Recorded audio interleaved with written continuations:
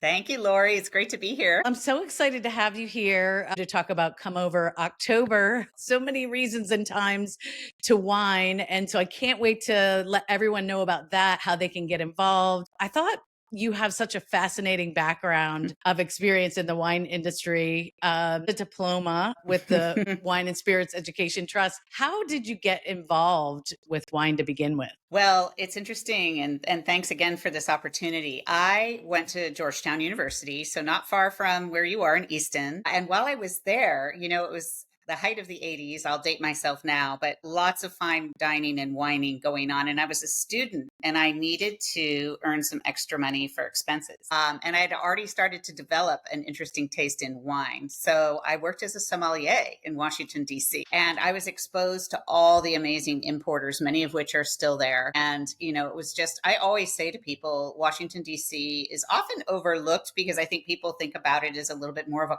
quiet town, a government town. But boy, is it international, and boy, are there amazing wines to be had. So I started as a somm in college, and I started meeting all these great winemakers and winery owners from all over the world. And I thought, well, this is pretty fascinating because I'm studying history, I'm studying language. How fun would it be to be able to, delve into this subject a little more deeply? And I fell into it. It became a vocation. I Yeah, love it. yep.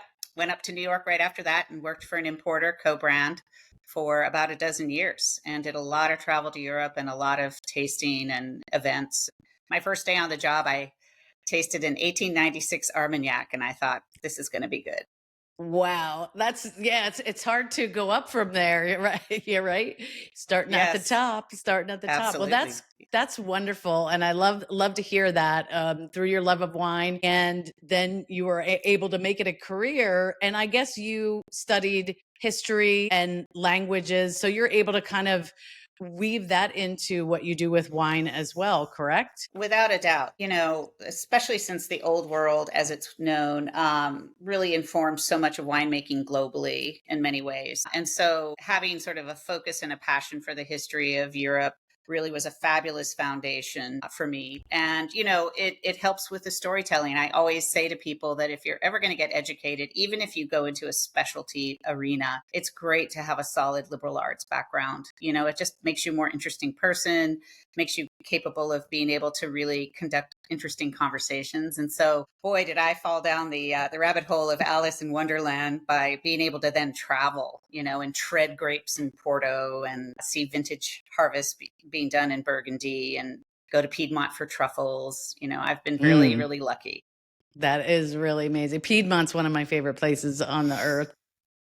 So glad you Mm-hmm. brought that up. But I do find Mm-hmm. too that, and then this will kind of segue into talking about Come Over October, that really lots of things that I didn't find that interesting maybe before, once you see them through the lens of wine, become even more interesting. And maybe you didn't, love science, but now you can kind of see the science behind wine and flavors, or maybe you weren't into history like you were, but when you're learning the history of wine at the dinner table and how that all evolved over 8,000 years, it becomes more fascinating, doesn't it? Oh, without a doubt. And, I was also lucky to live in Europe as a teenager. So prior to me becoming a somm, my parents were in Rome and Sardinia, and wine Mm, was just part of the day. As we like to say, wine is considered food, particularly in Italy. And so I was exposed to, being able to taste and pair at a pretty tender yeah. age, but an appreciative age. Boy, and to this day now, I do a lot of tourism. Even though I do work in wine, I still find it to be a great anchoring point when you're stamping your passport. I love that because I'm actually bringing groups to Bordeaux in June of next year and then Mm, Tuscany in October. So I'm how super excited fantastic. about that. Yeah.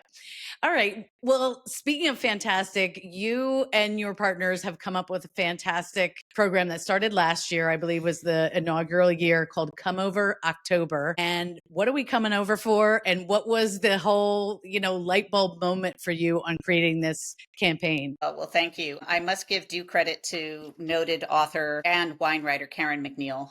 This is her baby.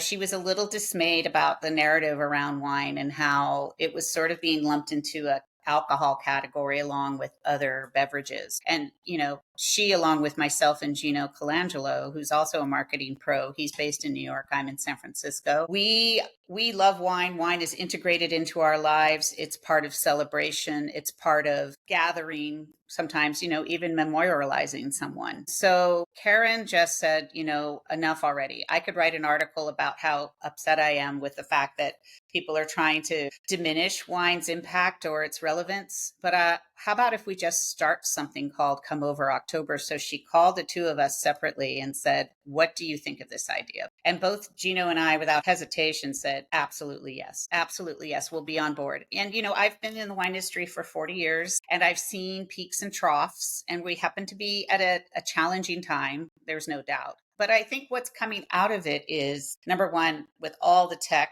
a greater appreciation for the information around wine. And I think people are also exploring different ways to celebrate with it. We did an event in Washington, D.C. last week that was with anime and wine.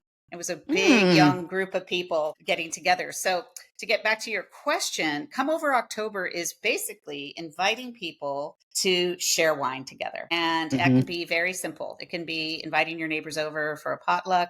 It can be creating a costume themed party around Halloween with different pairings, food and wine wise. It can be a book club where you sit down and instead of having the wine be sort of incidental, it actually can be integrated maybe into the plot line of the book, or maybe somebody does research on the wine in addition to obviously discussing the book. So we've got all kinds of ideas about how people can activate it. And we think it's a kickoff to the holiday season. It's where we really feel it's time to get really started enjoying wine on a regular basis.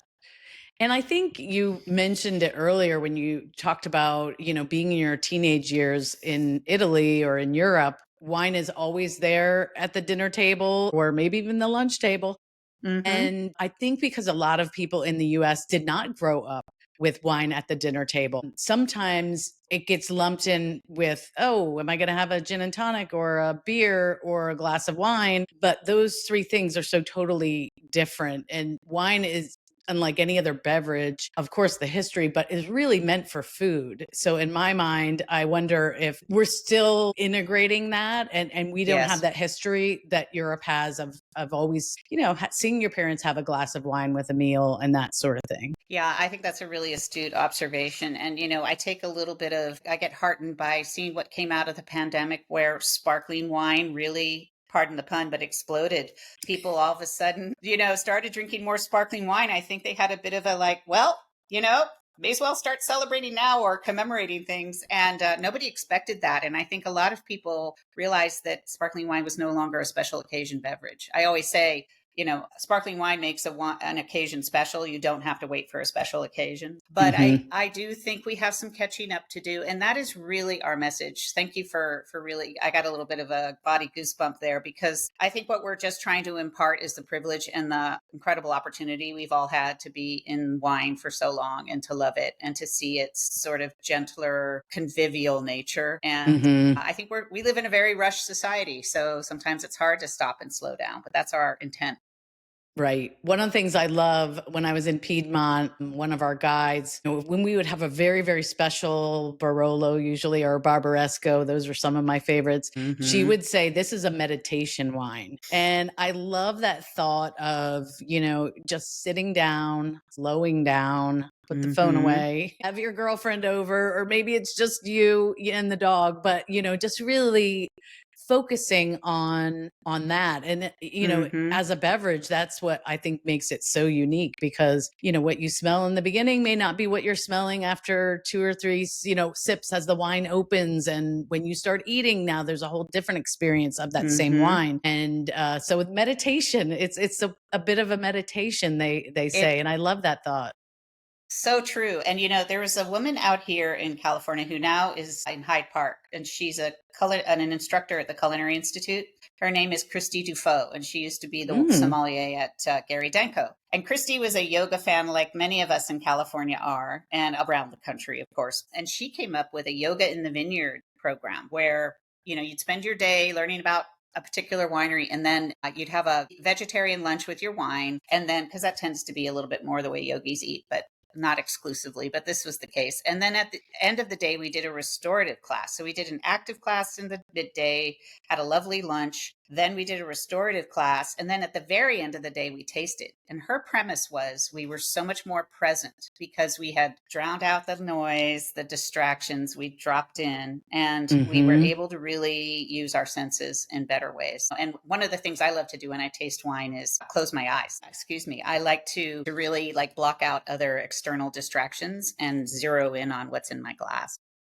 I love that. And I think, I've seen around the country this yoga and wine pairing, goat yoga, regular yoga, all kinds of different yogas. And that is so perfect that, her yoga is kind of getting you to relax, and then you're able to experience the wine in a different way, which, Absolutely. I think is the idea of come over October.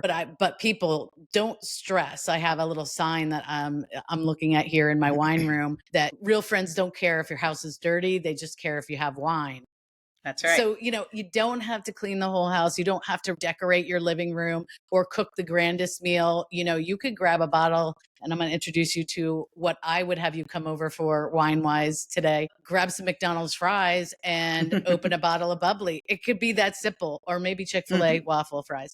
But you Ooh, know what I mean? It doesn't have to be, beef bourguignon or, something fancy. And that's, I think, part of what come over October is that wine is just part of an enhanced life, in absolutely. moderation, and it's a connector of people. Tell me a little bit about your thoughts on wine and connection. Well, let's see. I we recently Karen conducted an interview with Alicia Moore. She's known as Pink. And this is what, and I have this same thing above my refrigerator. I have all my favorite wines and they're on a French drying rack. And in her case, she writes down who she had the wine with, what date it was, and, anything else she wants to notate. And wine is, you don't, if you have a matcha with somebody, okay, lovely, but it's not something that you propose with, right? So Mm-hmm. you propose with a beautiful bottle of sparkling or a very momentous wine. And so, taking that bottle down, remembering the moment, it's great. As somebody once said, I'm not in the wine business, I'm in the memory business. And it has that incredible power, I think. Mm-hmm. I also think too, here's something that's happening. Canada took on our program this year. In fact, I'm having a call in Great. a little bit with the head of the wine growers of Canada. And what they did was they put cards in front of each person at a communal dinner. And there were questions on there, icebreakers, and so if I wanted to get to know you better, I could ask you one of the questions on my card and it would elicit something from you. And, you make a table of strangers, friends at the end of the evening. And I don't Mm-hmm. think too many other beverages really could do that. And so, yeah, I that's how I would agree. There's an old respond. proverb that I use a lot when I'm doing events, and it says, "Over a bottle of wine, many a friend is made." And I do Hmm. think exactly, because when I've done wine tastings, I always do communal tables because I want people meeting people that they didn't come there with as well.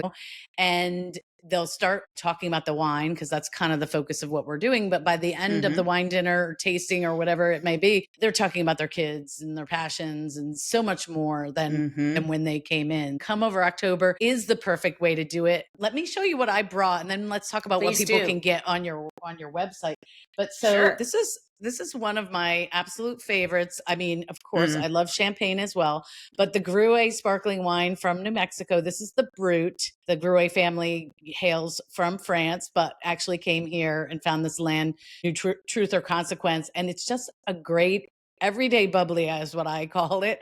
I Mm. found it for around 17.99. So you Hmm. don't feel bad popping this on a Tuesday or a Wednesday or any other day, really, or even spring a little OJ in it for a mimosa, because that is the Yeah. proper way to make a mimosa.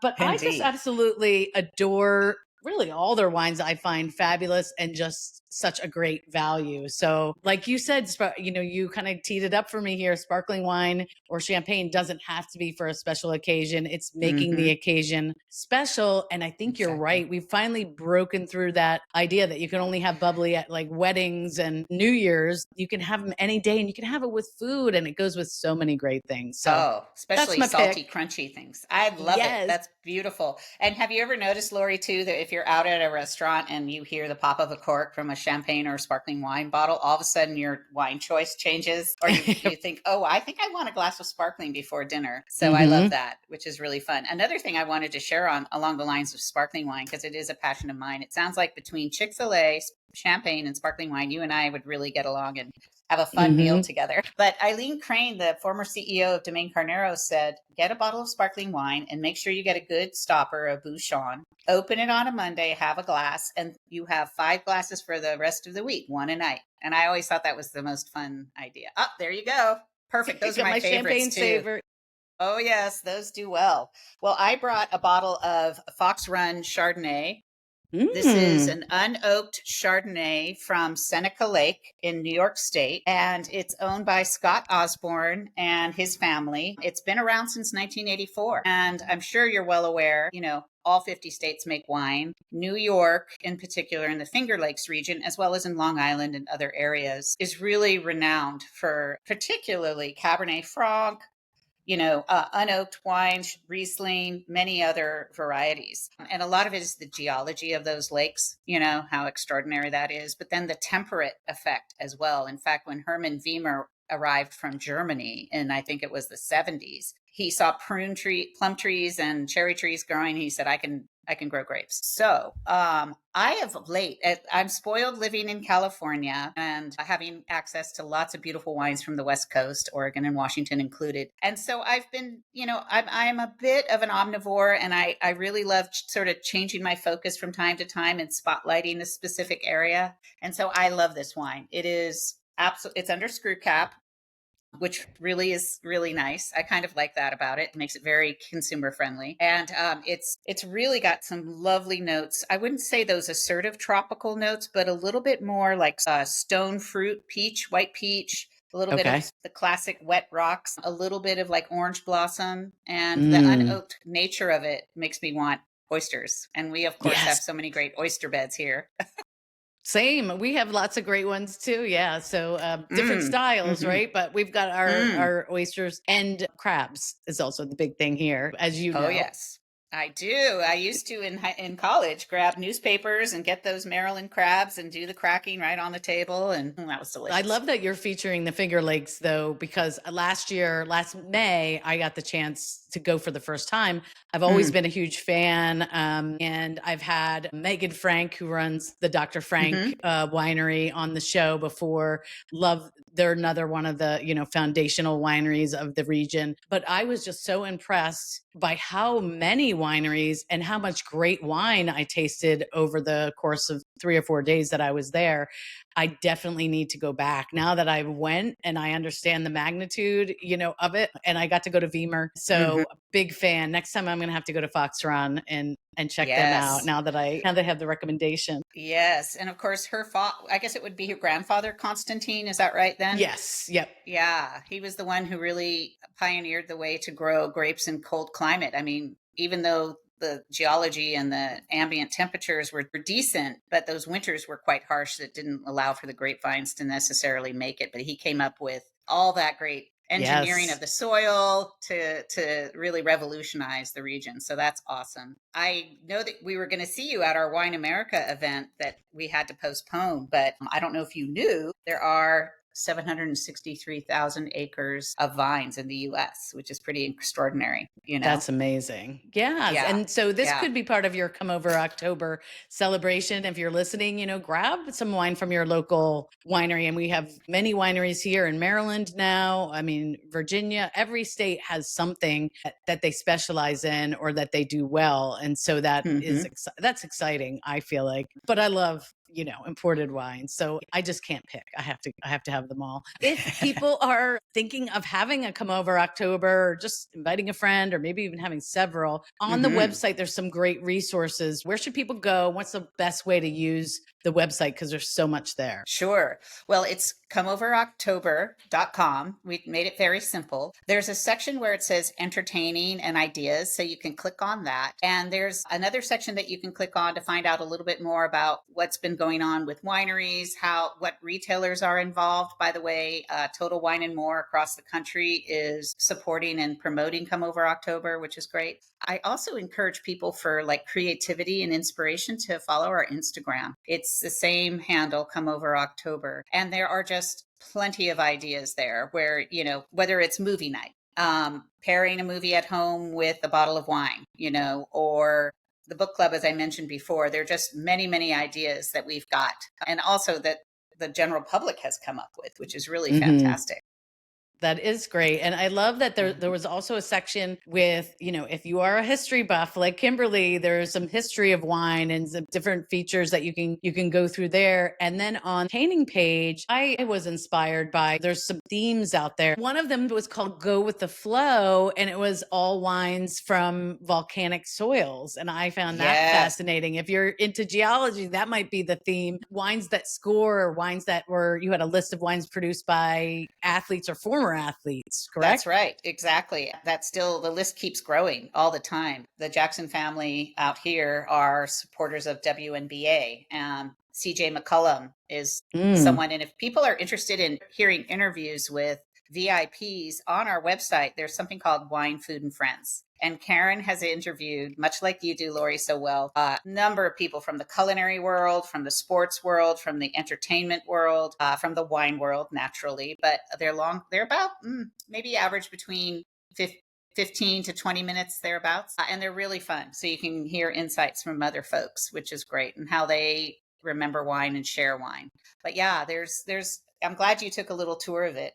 So many sporting events happen. We have the World Series.